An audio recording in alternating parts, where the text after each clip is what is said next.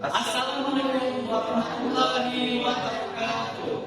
Perkenalkan, kami dari kelompok 10. Hari ini kami akan menjelaskan materi tentang sosiologi dan sejarah sosiologi.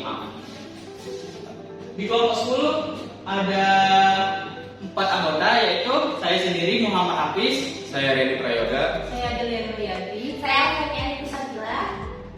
Selanjutnya, materi pertama yang akan dijelaskan oleh Adelia. Yang pertama adalah sejarah perkembangan sosiologi. Wittgenstein dan Goodman menjelaskan bahwa ada sejumlah kekuatan sosial besar yang mendorong kemunculan dan pertumbuhan sosiologi sebagai sebuah disiplin ilmu. Kekuatan-kekuatan tersebut meliputi yang pertama ada revolusi Prancis. Revolusi Prancis mengubah tatanan sosial dengan memperkenalkan kebebasan dan hak asasi, namun juga memicu kekacauan. Para ilmuwan seperti Comte dan Durkheim mengkaji dampak negatifnya, berusaha mengembalikan stabilitas sosial. Comte melihat pentingnya ilmu sosial untuk keteraturan, sementara Durkheim menekankan solidaritas demi menjaga kohesi di tengah perubahan besar. Selanjutnya ada revolusi industri dan kapitalisme. Revolusi industri mengubah ekonomi dari agraris ke industri, menciptakan ketimpangan antara kapitalis dan buruh yang hanya menerima upah kecil.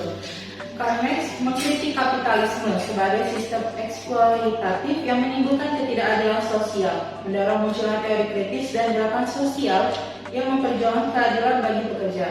Selanjutnya, urbanisasi. Urbanisasi akibat revolusi industri menarik penduduk desa ke kota, menjadikan kota pusat industri, pendidikan dan hiburan.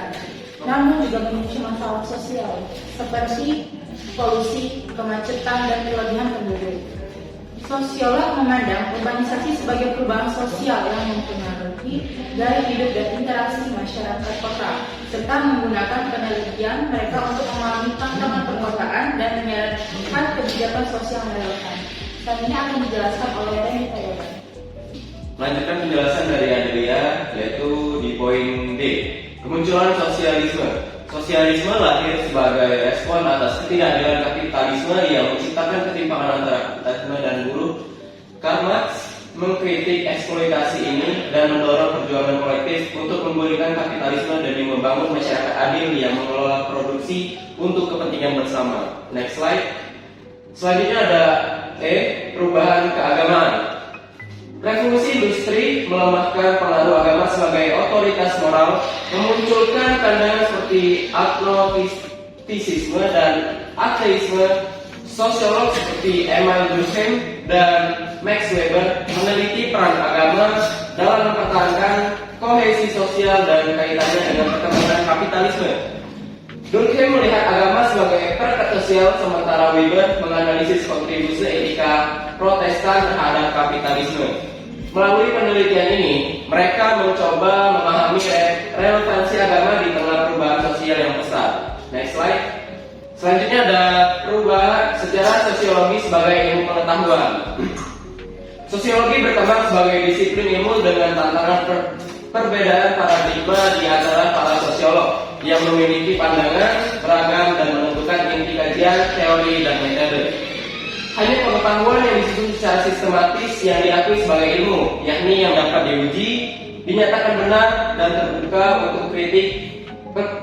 Pengembangan ilmu pengetahuan mengandalkan logika untuk berpikir sesuai prinsip kebenaran dengan ciri-ciri rasional, empiris, umum, dan kumulatif.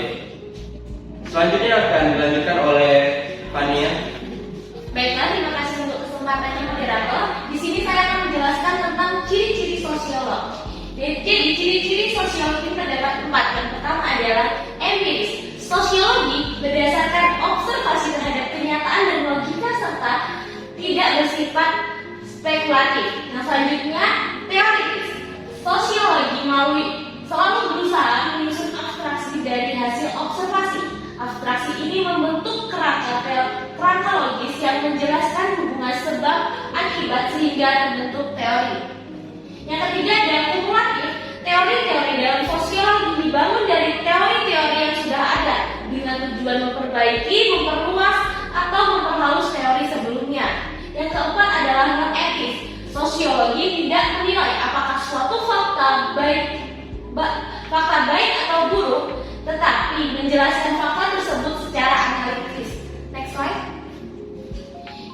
selanjutnya adalah ciri-ciri sosiologi. Agus Comte yang dikenal sebagai bapak sosiologi mengakui pentingnya pengamatan sistematis dalam sosiologi. Tokoh awal lain seperti John Stuart Mill dan Herbert Spencer memperluas penelitian sosial. Sosiologi berkembang pesat di Amerika pada abad ke-20, lebih maju dibandingkan Inggris dan Eropa. Yang pertama adalah ilmu sosial bukan ilmu atau kerohanian, fokus pada fenomena sosial, bukan fenomena alam atau keagamaan. Yang kedua, ilmu kategoris bukan normatif, mengkaji apa yang ada bukan apa yang seharusnya, tidak memberi penilaian moral. Yang ketiga adalah ilmu murni bukan terapan, bertujuan memahami masyarakat bukan langsung menerapkannya. Yang keempat, ilmu abstrak bukan konkret, mempelajari pola sosial bukan fenomena spesifik. Yang kelima, menghasilkan pola dan konsep umum, berusaha menemukan prinsip umum interaksi sosial. Yang keenam adalah empiris dan rasional, berdasarkan observasi dan pemikiran logis. Yang ketujuh, ilmu umum mencakup berbagai fenomena interaksi sosial. Baiklah, saya kembalikan kepada moderator. Oke, tibalah kita di sesi tanya jawab. Bagi teman-teman yang ingin bertanya, harap angkat tangan pada hitungan 1, 2, 3. Oke, silakan saudara Farid. Oke, terima kasih. Saya ingin bertanya, bagaimana sosiologi berkembang di luar Eropa, seperti di Asia atau Amerika Latin? Terima kasih. Oke, terima kasih saudara Farid. Silakan untuk kembali. Pertanyaannya kita tampung dulu ya. Boleh satu lagi pertanyaan yang ingin bertanya pada hitungan ketiga, angkat tangan. 1, 2, 3. Oh ya, saudara Andre, silakan. Ya boleh duduk. Perkenalkan, nama saya Andreas Munting dari kelompok 8. Saya ingin bertanya, apa sih perbedaan antara teori konflik dan teori fungsional dalam sosiologi? Terima kasih. Terima kasih teman-teman untuk pertanyaannya. Berikan waktu untuk mendiskusikan pertanyaan-pertanyaan tersebut. Oke, terima kasih teman-teman sudah menunggu pertanyaan Farid. Yang pertama akan dijawab oleh Adelia. Baik, saya akan menjawab pertanyaan dari Farid, yaitu bagaimana sosiologi berkembang di luar Eropa seperti Asia dan Amerika Latin. Jadi di Asia dan Amerika Latin, sosiologi berkembang dan pengaruh lokal yang kuat.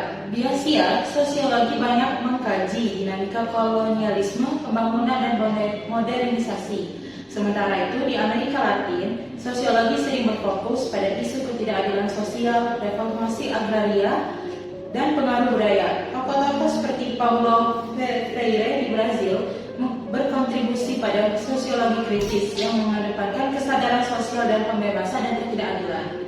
Baiklah, di sini saya akan menjawab pertanyaan dari Andre tentang apa perbedaan antara teori konflik dan teori fungsional dalam sosiologi. Jadi, teori konflik yang dipelopori oleh Karl Marx melihat masyarakat sebagai arena konflik yang konstan antara kelompok yang memiliki kekuasaan dan kelompok yang tertindas. Teori ini menekankan ketimpangan dan perjuangan kelas sebagai pendorong utama perubahan sosial. Di sisi lain, teori fungsional yang banyak dikembangkan oleh Emil Durkheim melihat masyarakat sebagai sistem yang saling bergantung, di mana setiap bagian memiliki peran untuk menciptakan kestabilan dan keteraturan. Oke, terima kasih Fania. Oke, selanjutnya yang terakhir yaitu adalah kesimpulan. Perkembangan sosiologi sebagai ilmu yang muncul dari kebutuhan untuk memahami dan mengatasi masalah sosial yang dihadapi masyarakat, khususnya yang terjadi pada pasca revolusi Prancis dan revolusi industri. Para pemikir awal seperti Auguste Comte, Emil Durkheim, dan Karl Marx berperan penting dalam membentuk fondasi sosiologi dengan fokus pada keteraturan sosial, solidaritas, dan analisis terhadap ketidakadilan sosial akibat kapitalisme. Perkembangan sosiologi juga melibatkan perubahan besar dalam pola pikir dan struktur sosial yang dipengaruhi oleh urbanisasi dan munculnya ide sosialisme Sebagai ilmu pengetahuan, sosiologi juga bersifat empiris, teoritis, kumulatif, analitis, dan bertujuan untuk menghasilkan konsep-konsep umum tentang interaksi sosial. Oke, dengan selesainya kesimpulan tadi, berakhir juga sesi pemaparan materi sejarah sosiologi kelompok 10. Kepada teman-teman yang telah meluangkan waktunya, kami ucapkan terima kasih. Kami tutup dengan mengucapkan wassalamualaikum warahmatullahi wabarakatuh.